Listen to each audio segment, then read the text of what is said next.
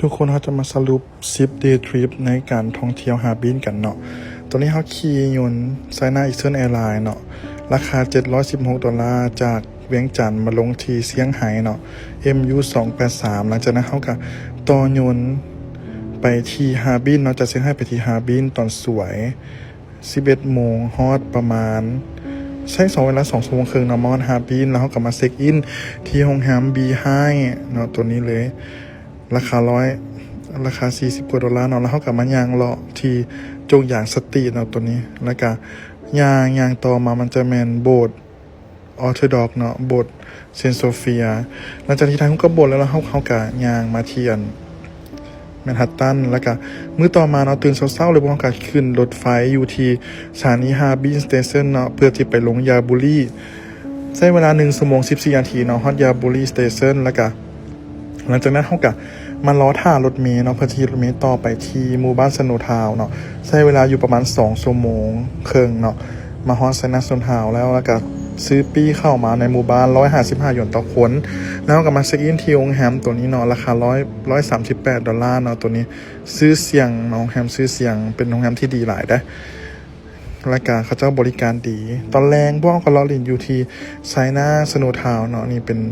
หมู่บ้านที่งามขนาดเลยนะทุกคนแล้วตื่นเช้ามาพวกเขามาเลาะลิ่นถ่ายรูปก่อนเนาะก่อนจะเดินทางไปเขาจองรถไว้ที่จะเดินทางไปสโนว์วาลเลย์ต่อเนาะแมนฮอป6 โมงแรงนะนี่ตัวนี้เนาะเขาจะมาขึ้นรถที่ท้ายหมู่บ้านเนาะขึ้นรถสีเหลืองขึ้นคันใดก็ได้แล้วก็จะมาส่งอยู่บอนนี่เนาะอยู่หน้าหมู่บ้านแล้วเขาก็มาขึ้นรถที่เขาจองไว้พันวีแซดเนาะว่าป้ายรถหยังไปที่ไซน่าสโนว์วาลเลย์เนาะขี่รถมาประมาณ2 ชั่วโมงเครื่องเขากลับมาฮอลลาโรงแรมไฮเต่าอินอยู่ที่สโนว์วาลเลย์เนาะราคา$20เนาะทุกคนตัวนี้โรงแรมตัวนี้เขาพักเนาะมันก็อยู่ในหมู่บ้านสโนว์วาลเลย์แหละเป็นหมู่บ้านเงียบๆแล้วตัวนี้เขาก็ตื่นเช้ามาเขาก็มายางเลาะลิ่นเนาะยางเลาะลิ่นถ่ายรูปตามหมู่บ้านสโนว์วาลเลย์เขาบ่ได้ไปกันเทิงภูอย่างเนาะที่ว่าเขาเจ้าว่ามีบอลเที่ยวนะเฮาบ่ทรงวูหลิงอย่างเนาะเฮาบ่ได้ไปเพราะว่าเฮาจะขึ้นรถไปฮาร์บินในตอน2 โมงสวยเนาะเฮายันกลับมาบ่ทันเฮาก็เลยลิ่นแต่อยู่แถวนี้แล้วก็รอท่ารถมารับตอน2 โมงเนาะราคา$80ต่อคนนะทุกคนขี่ไปฮาร์บินนี่ใช้เวลาประมาณ4 ชั่วโมงครึ่ง2 โมง6 โมงครึ่งเปิดจังหวะแล้วก็จะมาแวะอยู่บนนี้นะทุกคนแวะเข้าห้องน้ำ1 ครั้งเนาะแล้วก็ซื้อของกินอยู่นี่ในเวลา18 โมงเช้าเขากลับมาฮอดแล้วเนาะเขากลับมาเลาะติ่นตอเนาะเลาะตามโบสถ์ตามมัน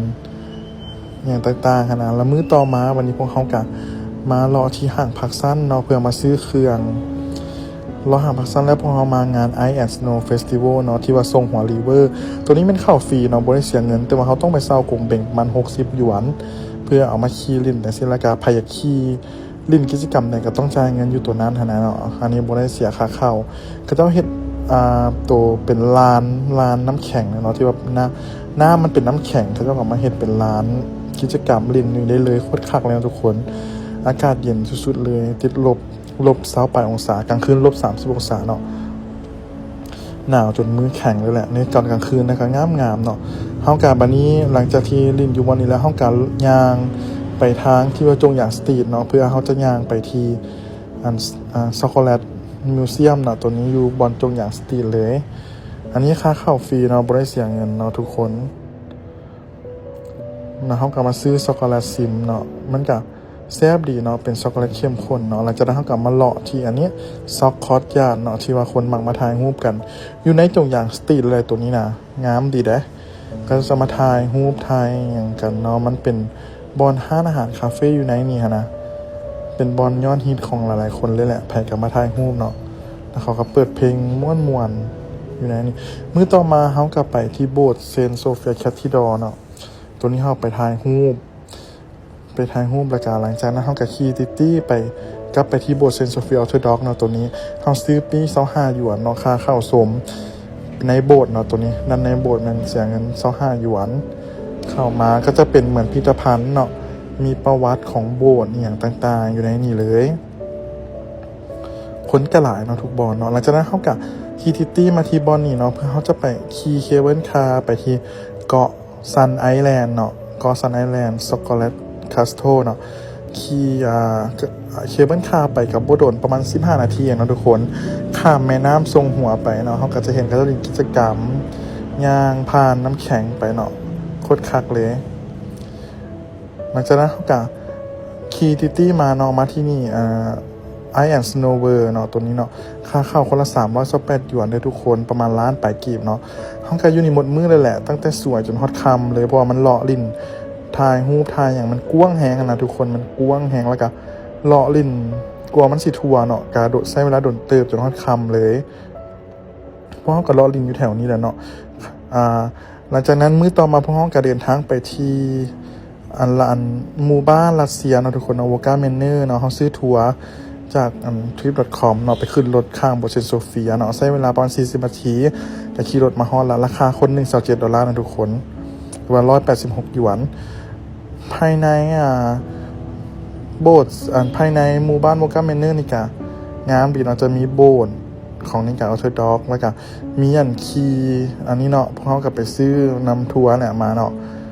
คีสไลเดอร์ตัวน้ำแข็งตัวนี้นะมี2สไลเดอร์เนาะโคตรคักเลยทุกคนมันจะไวขนาดเลยแหละแล้วก็มีขี่สโนว์โมบิลเนาะผู้ใดที่อยากขี่เนาะแล้วก็เขาก็ซื้อตัวนี้เนาะของกินนี่หลังจากนั้นเขาก็ขี่รถกลับมาที่แถวโบเซนโซเฟียเนาะแล้วก็มาซื้อของอยู่ที่ช้อปปิ้งเซ็นเตอร์นี่เนาะซื้อเครื่องฝาก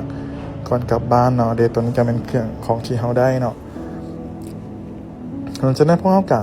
คืนตัวนี้คืนวันเสาร์แล้วพวกเขาก็มาเลาะลินคืนวันศุกร์แล้วพวกเขาก็มาเลาะลินตัวนี้อีกบัตรหนึ่งหลังจากนั้นมื้อต่อมาเขากลับไปขี่รถบัสเนาะตัวนี้ไซซีอิงซิตี้บัสทัวร์เนาะตัวนี้แมน30หยวนขี่ได้24ชั่วโมงถ้า50หยวนขี่ได้48ชั่วโมงเนาะเขากลับไปเลาะลินแล้วก็เขากลับมาลงที่นี่เนาะอันนี้แมนเอิ้นว่าไซนิดบาร็อกเนาะเขาเลาะแล้วเขากลับมาเลาะอันนี้นะทุกคนที่ว่าดราก้อนทาวเวอร์เนาะขึ้นไปที่ชั้นสูงๆเลยเขาเบิ่งวิวเมืองหลังจากนั้นเขากะมาขี่รถเมล์อีกบาทหนึ่งเนาะเพื่อเลาะชมเมืองในตอนกลางคืนแล้วก็มื้อต่อมานี่ก็แม่นมื้อที่10ห้องก็เดินทางเนาะบินจากฮาร์บินกับที่เซี่ยงไฮ้เนาะด้วยสายการบินสนาอีสเทิร์นแอร์ไลน์คือกันเนาะแล้วก็มีอาหารมีอะไรพร้อมเนาะใช้เวลา2ชั่วโมงครึ่งในการบินหลังจากนั้นเฮาก็จะมาเข้าเล้าเนาะเข้าเล้าอยู่สนามบินล้อท่าขึ้นยนต์เนาะขึ้นยนต์จากเซี่ยงไฮ้ไปเวียงจันทน์เนาะทุกคนเฮาก็มากินข้าวท่าอยู่นี่นะอันนี้ก็20:38ก็เตรียมขึ้นยนต์เนาะจนฮอดนครหลวงเวียงจันทน์ก็1วัน00โมงเนาะพอดีฮอดนครหลวงเวียงจันทน์ฝากกดติดตามเด้อทุกคน YouTube พร้อมเด้อขอบใจหลายๆบ๊ายบาย